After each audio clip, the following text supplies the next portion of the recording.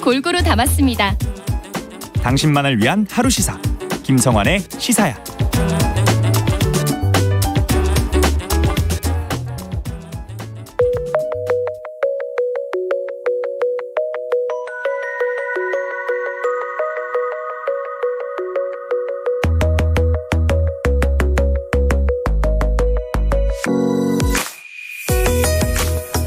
한국의 첫 달 탐사선 다누리 발사가 하루 앞으로 다가왔습니다. 내일 오전 8시 8분이면 우리 기술력으로 만든 다누리가 달을 향해 머나먼 여정을 떠날 텐데요. 누리호 발사 성공 이후 달 탐사까지 영역을 과연 확대할 수 있을지 오늘 인터뷰 시간엔 문경숙 과학탐험가 오랜만에 모시고 관련 얘기 나눠보도록 하겠습니다. 안녕하십니까? 네, 안녕하세요. 얼굴이 까맣게 타셨는데요. 네, 야외를 좀 갔다 왔더니. 굉장히 궁금해하시고 또 반가워하시는 분들이 많이 계시지 않을까 싶은데요. 일단 이 얘기부터 좀 여쭤보고 싶어요. 네. 국제천문연맹 총회가 부산에서 개최됐다고 하는데 1,000명이 넘는 천문학자가 모였다고 하더라고요. 네. 이게 한국의 어떤 국제적 위상이 좀 높아진 영향이 있는 겁니까?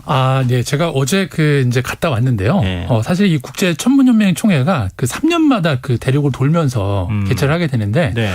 쉽게 말씀드리면은 천문학계의 월드컵이라. 라고 생각하시면 될 것 같아요. 네. 그래서 좀 더 부연 설명을 드리면은 우리가 예전에 2006년도에 네. 명왕성을 태양계 행성에서 퇴출시키고 외수 행성으로 분리했던 그런 네. 일이 있었잖아요. 네. 네, 그 결정도 바로 여기서 한 겁니다. 그래요? 네. 그래서 이제 많은 천문학자들이 왔고요. 그리고 실제로 이제 최근 몇 년 사이에 천문학계 이슈가 되게 많았잖아요. 예. 뭐 이를테면 제임스 웹 우주망원경 그리고 또 뭐 블랙홀 영상 촬영 네, 이런 것들을 했던 팀들이 다 여기 모여서 그 성과를 공유하고 나누는 그런 시간이 될 것 같습니다. 굉장히 의미 있는 행사였는데 언론이 다른 데 관심이 많았나? 그렇죠. 네. 좀 아쉬우실 것 같다는 생각이 드네요. 네. 자, 이제 우리 다누리호 얘기 좀 해보죠. 네. 일단 발사가 내일 오전 예정되어 있는데요. 그렇죠. 이게 한 차례 연기가 된 겁니까? 네, 지금 이틀이 연기가 됐었는데요. 예. 많은 분들이 아시는 것처럼 다누리호가 스페이스X의 팰컨 9 로켓에 실려서 이제 달로 가게 되는데 네. 이 팰컨 9 로켓이 재사용 발사체입니다. 네, 그러다 보니까 한번 썼던 거를 다시 점검해서 쓰는 과정 안에서 네. 센서 하나가 이상이 생긴 거예요. 네, 그래서 이제 큰 이슈는 아니고 통상적으로 이제 그렇게 센서 그런 이상들은 많이 나오는 부분이어서 그런 부분을 이제 점검을 한 다음에 내일 오전으로 최종 발사 일정이 정해진 거죠. 네. 예, 벌써 다음 질문 제가 드릴 거를 힌트를 다 주셨는데요. 네. 팰컨 9 스페이스X에서 지금 재사용 로켓으로 만들어서 그렇죠. 지금 계속 사용하고 있는 거잖아요. 네. 그러니까 당연히 발사는 미국에서 이루어질 수밖에 네네네. 없는 거죠. 그거 갖고 올 수는 없으니까. 네. 이게 왜 그런 겁니까? 일단은. 네, 일단 여러 가지 이유가 있겠지만 가장 큰 이유는 누리호로 쏘기에는 힘이 좀 부족합니다. 네. 네, 왜 그러냐면 누리호 로켓은 1.5톤급의 실용위성을 초속 7.5km 속도로 600에서 800km 상공에 이제 올려놓는 용으로 만든 건데요. 네. 근데 다누리호가 이 지구 궤도를 벗어나서 달까지 가려면은 이 초속 7.5km가 아니라 11.2km의 속도가 필요한데 네. 이 누리호는 약간 추진력이 좀 부족한 거죠. 네, 그래서 어쩔 수 없이 이번에는 스페이스X의 팰컨 9을 사용할 수밖에 없는 거죠. 우리도 빨리 이렇게 조금 큰 로켓을 개발했으면 좋겠습니다. 네, 그리고 실제로 이 차세대 발사체 로켓 개발 지금 예비 타당성 조사를 들어갔기 때문에 네. 아마 저희도 이제 좋은 소식들이 있지 않을까 기대합니다. 알겠습니다. 팰컨 9처럼 계속 재활용 같은 거 할 수 있는 로켓이 빨리 개발되면 그럼요. 네. 우리도 달에 그냥 자주 보내고 그렇죠. 그랬으면 좋겠어요. 근데 우리 로켓 발사할 때도 얘기가 나왔었지만 네. 기상이 변수가 되곤 하잖아요. 그렇죠. 근데 내일은 괜찮습니까? 일단 지속적으로 미군한테 그 일대 이제 기상 예보를 계속 받아보고 있는데요. 발사 당일 확률적으로 좋은 기상 조건을 보일 거라고 이제 최종 통보가 와서 큰 무리는 없을 것으로 보입니다. 발사 성공 가능성 어떻게 점치세요? 일단 그거는 누구도 모르겠지만 이렇게 보시면 좋을 것 같아요. 예. 일단 내일 발사를 하게 되면은 40분 후에 이 발사체가 분리가 되고 예. 이제 1시간 후에는 지상국하고 교신이 이루어지게 되는데요. 성공 가능성을 점치는 가장 첫 번째는 지상국과 교신이 잘 되느냐 이게 확인이 돼야지만 성공이냐 실패냐 이 최종 결정을 좀 내릴 수가 있겠죠. 근데 그거는 네. 일단 지구 대기권 바깥으로 나갔을 때 무사히 교신이 이루어지느냐 또 그렇죠. 작동 여부를 확인하는 거잖아요. 네네. 상호 이렇게 서로 이 지시를 내리고 그 명령이 수행되는지 확인하는 과정이잖아요. 그렇죠. 근데 달까지는 거리가 멀잖아요. 그러니까 그렇죠. 그렇기 때문에 일단은 거기까지가 첫 번째 이제 성공 가능 여부를 판단할 수 있는 기준인 것 같고요. 예. 그 다음에는 이 지구에서 달까지 가는 이 방식이 예. 되게 독특한데 여기에서 사실 더 복잡한 그런 단계들을 통해서 성공이나 실패를 좀 가늠할 수 있을 것 같습니다. 근데 달에 착륙하는 건 아닌 거잖아요. 그렇죠. 이 다누리는 착륙선은 아니고요. 예. 달 궤도를 공전하는 달 궤도선이라고 보시면 될 것 같습니다. 그럼 가면 어떤 임무 수행하는 겁니까? 일단 그 예정대로 이제 진행이 된다라면 내년 1월 달에 이제 그 달에 도착을 하게 되는데요. 네. 근데 이번 다누리 같은 경우는 지금까지 어떤 이 달 탐사선들보다도 고성능 카메라하고 관측 장비를 탑재를 했기 때문에 네. 이제 많은 기대들을 하고 있는데요. 그 중에서 이제 그 한국 천문연구원에서 개발한 광시야 편광 카메라라는 게 되게 전 세계적으로 주목을 받고 있는데 예.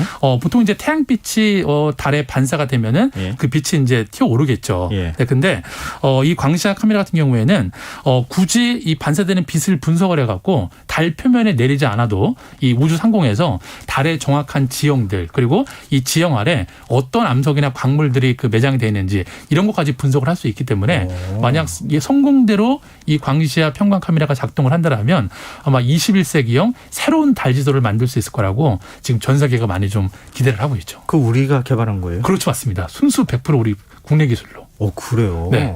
그러니까 우리가 보는 달의 모습은 네. 태양빛이 반사돼서 나오는 걸 그걸 이제 우리 눈으로 들어올 때 네. 물론 이제 그 망원경도 마찬가지겠지만 네네. 그렇게 보는 건데 네. 그게 아니라 진짜 달의 모습을 전 세계에 보여줄 수도 있다는 그렇죠. 거잖아요. 그동안은 사실이 이제 그 시각적인 영상이나 그런 사진 촬영만으로 해서 그냥 외형적인 그런 네. 형태만 파악했다라면 이제 아주 정밀하게 그리고 내부석까지 볼 수가 있다라는 거죠. 근데 아까 내년 1월에 달에 네네, 도착한다고 맞습니다. 하시지 않으셨어요? 네. 그렇게 오래 걸리나요? 우리 거리가 그 정도였었나? 이런 생각이 드는데요.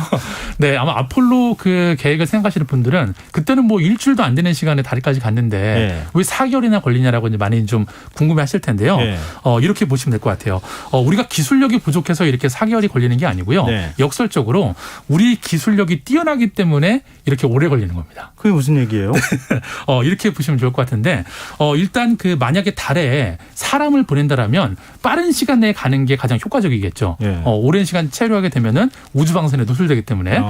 근데 이번에는 사람을 보내는 게 아니고 예. 그냥 이런 컴퓨터나 장비 같은 위성을 보내는 거기 때문에 최대한 연료를 절약해서 가는 게 아마 가장 효과적이라고 생각이 들 것 같은데요. 네. 자, 그래도 이번에 그 달에 가는 그 방식이 아폴로 때랑 다르게 탄도형 달 전이라는 방식인데요. 예. 달까지 가는 거리가 150만 킬로미터를 돌아서 달에 도착하는 방식인데 조금 개념이 복잡하긴 한데요. 네. 그냥 간단하게 좀 설명을 드리면은 지구와 태양과 달의 이 중력들을 적절하게 활용해서 달에 가는 방식인데요. 일단 그 달에 그 탐사선이 간다 하더라도 예. 가장 중요한 거는 적당한 궤도에 적당한 시점에 멈춰야 되는데 예. 사실 그러려면 연료를 많이 싣고 가야 되겠죠. 그렇죠. 네, 그렇기 때문에 이렇게 그 달의 공전 속도와 비슷하게 천천히 달에 접근해서 이 달의 중력에 포획되면서 그래서 저절로 달의 공전 궤도를 형성하는 그런 방식이라고 보면 좋을 것 같은데요. 그런데 사실 예, 이 네. 방식이 좀 복잡합니다. 네. 되게 기술적 난이도가 크다 보니까 예. 우주 선진국들은 기존에 이런 방식을 사용한 적이 있는데 예. 그 뒤로는 많이 사용하지 않았거든요. 네, 근데 이번에 그 나사와 협력을 통해서 만약에 이 탄도형 달전이 방식으로 이번에 무사히 연료를 절약해서 도착을 한다라면 아마 그 앞으로 이제 달 탐사를 계획하고 있는 많은 나라들 사이에서 아마 이런 방식이 주류가 되지 않을까. 네, 그렇게 많이 기대를 하고 있죠. 어찌됐든 가까운 거리로 가도 되는 걸 좀 네. 먼 거리로 돌아간다는 거잖아요. 연료 그렇죠. 아끼기 위해서. 맞습니다. 네. 그러니까 쭉 가다가 네. 부메랑처럼 이렇게 딸려서 달까지 다시 딸려가는 그렇죠. 그렇게 하니까 굉장히 멀어진다는 거잖아요. 그렇죠. 그러니까 처음부터 달로 발사하는 게 아니고 네. 태양 방향으로 발사를 했다가 어느 지점에서 약간의 추진을 이용해서 예. 다시 달 방향으로 접근을 하면서 그렇게 자연스럽게 달 궤도에 들어가는 거죠. 그것도 또한 뭐 우리가 성공할지 그쵸. 관심이 될 수밖에 없는데. 네. 근데 일단은 그 가는 과정 자체는 굉장히 험난한 거잖아요. 그렇죠. 그게 쉬운 것도 아닐 거고. 네. 어느 순간이 제일 뭐랄까요? 이 성공 여부를 가르는 판가름을 짓는 순간이 될까요? 네, 일단 발사되고 나서 2달 정도는 태양 방향을 향해서 가게 되는데요. 예. 근데 우리가 목적지가 태양이 아니잖아요. 그렇죠. 네, 달에 가야 되다 보니까 예. 그 시점에서 이제 그 약간의 추진을 이용해서 다시 달 방향으로 방향을 바꿔야 됩니다. 자, 그리고 이제 서서히 달에 접근한 다음에 이제 달에 들어가는 코스에서 6번 정도의 추가 그 추진을 통해서 원하는 달 궤도에 도착을 하게 되는데 추진을 계속 그렇죠. 하긴 해야 돼요. 근데 이 다누리가 싣고 있는 연료량이 많지가 않기 때문에 네. 총 9번의 연료를 추진할 수가 있습니다. 그러니까 이 9번 사이에 무조건 성공을 해야지만 이 달 궤도에 안착을 할 수 있기 때문에 아마 그 시점이 올해 한 이제 12월 정도 될 것 같은데 그 타이밍이 아마 가장 중요한 이벤트가 되지 않을까. 그러네요. 네. 그러니까 쓸 수 있는 추진은 딱 정해져 있는데 그렇죠. 네. 궤도를 정확하게 맞출 수 있게 맞습니다. 조정하는 네. 과정에서 만약에 네. 한 번이라도 삐끗하면 연료가 부족해가지고 혹시 그렇죠. 우주미아가 될 맞습니다. 네. 그 생각하기 싫은 시나리오인 것 같고요. 네. 다누리 발사 성공하면 이게 네. 어떤 의미를 갖게 되는지 일단 달 착륙은 아니잖아요. 그렇죠. 우리가. 네. 우리가 달 탐사국에 이름은 올릴 수 있게 되는 겁니까? 네, 일단 그 성공한다면 우리도 당당히 이 달 탐사국에 이름을 올리게 됩니다. 네, 그래서 앞에도 이제 간단하게 제가 다누리호에 어떤 일들을 하게 될지 간단히 좀 소개를 드렸는데 예. 앞에도 설명드렸겠지만 가장 큰 의미는 가장 선명한 21세기 달 지도를 만든다. 네, 여기에 있는 것 같고요. 예. 그리고 이제 그 달에 또 희귀 자원도 찾게 되고 또 달에 정말 물이 존재하는지 그리고 향후 한국의 이 달 착륙선의 착륙지를 또 탐색을 하게 되기 때문에 앞으로 이제 뉴스페이스 시대에 이 달의 위상이 커지고 있는 만큼 다누리가 달에 도착해서 확보할 이 관측 데이터에 전 세계들이 주목한 이유도 바로 그런 이유 때문이 아닌가. 근데 우리가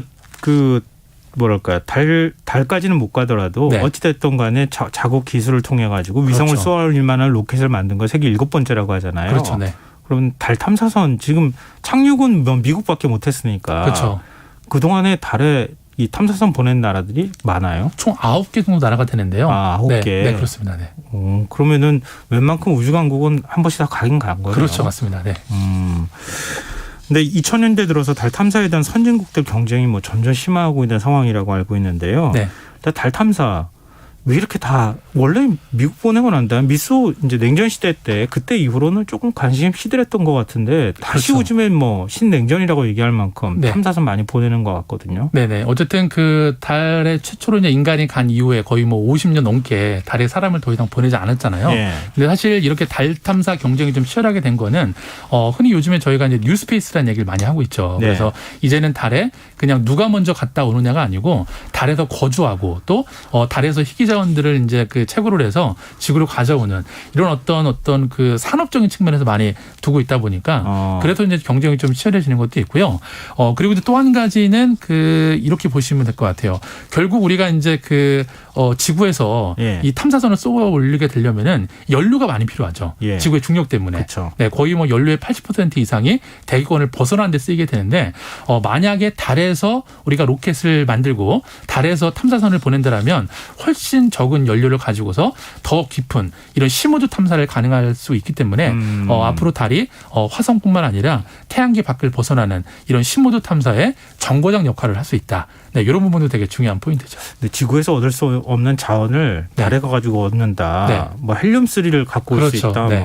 핵융합에 활용할 네네. 수 있다. 네. 이런 얘기들도 하더라고요. 그렇죠. 실제로 그 헬륨3 같은 경우에는 지구에는 존재하지 않는 그런 자원인데 예. 이 헬륨3를 정말 한 100톤 정도만 지구로 가져올 수 있다라면 예. 정말 그 폐기물 없이 정말 전 인류가 꽤 오랜 시간 동안 예. 에너지를 사용할 수 있다라는 그런 경제적 측면도 되게 중요한 부분이죠.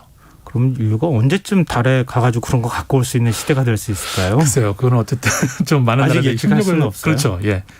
근데 빠르면 또 몇십 년 안에 될 수도 있는 그럼요. 거니까요. 네네. 그건 아무도 예측할 수 없는 거고.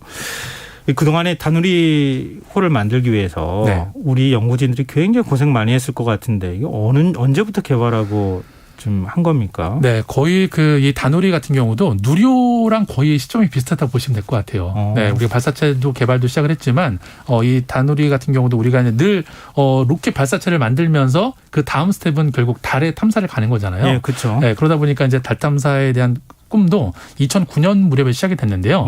그때 분위기가 2009년도에 그 일본에서 가구야라는 달 탐사선을 이제 달에 보내면서 네. 정말 아폴로 때랑 비교할 수 없을 정도의 아주 선명한 이미지나 관측 자료들을 이제 그 수집해 왔거든요. 네, 그러다 보니까 그런 부분에 좀 한국 과학자들이 많이 좀 자극을 받았고 그때 또 일본한테도 많이 또 이렇게 도움도 받았다고 하더라고요. 네, 그래서 그래요? 이제 네, 그때부터 시작이 됐고 근데 이제 문제는 뭐냐면 이렇게 사실 달 탐사선만 만든다고 해서 갈 수 있는 게 아니잖아요. 그렇죠. 네, 추진체도 있어야 되고 네, 그러다 보니까 이제 어려움이 컸다 보니까 이런 이제 그 2017년도부터는 이렇게 스페이스X하고도 발사체 부분에 대해서 또 협력을 하기도 했고요. 그리고 이제 무엇보다도 우리가 가지고 있는 강점들이 뭐 IT라든지 반도체 같은 부분들이 있다 보니까 아마 이번에 그 다누리호에 탑재체가 6개가 들어가 있는데 그중에 5개가 정말 우리 국내 기술로 순수하게 만들었기 때문에 아마 이런 쾌거를 이루지 않았나 생각이 듭니다. 지금 이제 달 궤도를 도는 탐사선을 저희가 그렇죠. 보내는 거니까. 네. 그 다음은 착륙선이잖아요. 착륙선이죠. 네. 혹시 착륙선 만드는 작업도 하고 있습니다. 네, 저희도 이제 그 본격적으로 이제 타당성 조사에 들어간 걸로 제가 알고 있고요. 2031년도에 만약에 차세대 발사체가 개발이 완성이 된다라면 우리 발사체에다가 우리 탐사 로봇을 실어서 아마 달 착륙선도 현실이 되지 않을까. 그때 가면 우리 우주 개발의 어떤 위상이나 이런 것도 완전히 달라지겠는데요. 완전히 달라지죠. 네, 궤도선이랑 착륙선을 내린다라는 거는 완전히 다른 개념이기 때문에. 네. 알겠습니다. 지금 거의 저희가 마무리할 시간이 다 돼버렸어요. 오래간만에 뵈서 네. 청취자분들도 많이 듣던 목소리인데 반갑습니다. 이렇게 또 인사를 해주시기도 하셨어요. 이럴 때만 저희가 모시게 되는데요. 앞으로도 자주 이런 우주 개발이나 이런 데에 대한 이슈가 좀 많이 나와서 자주자주 뵀으면 좋겠습니다. 오늘 나와주셔서 고맙습니다. 네, 고맙습니다. 지금까지 문경수 과학탐험가였습니다.